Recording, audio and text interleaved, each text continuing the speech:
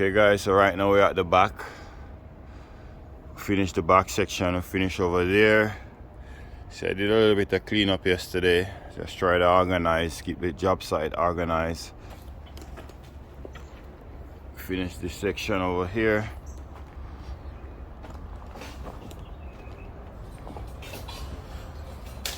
Moving on to over here. So we finish right along here as well. Yesterday we pulled down our scaffolding. Just need to do a bit of cleanup over here. Lay these blocks, go right down. Made a little step down there just to give it a nice little look at the side section here.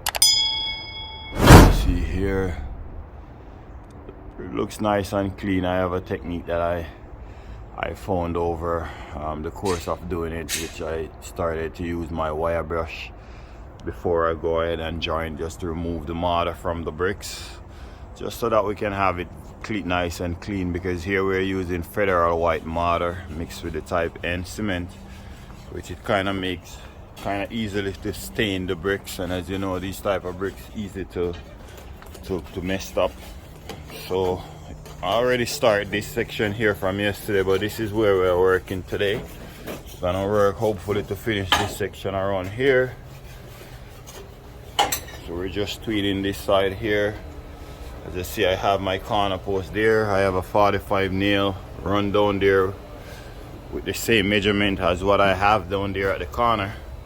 That's my 45 nail at the end of the wall. The string the line go all the way to there with it. Transfer that measurement that I have, which is I believe 4 3/4. Put it right down there. So we run our line just so that we can have this section here square. Okay guys, so now we're gonna go ahead and set up and get started.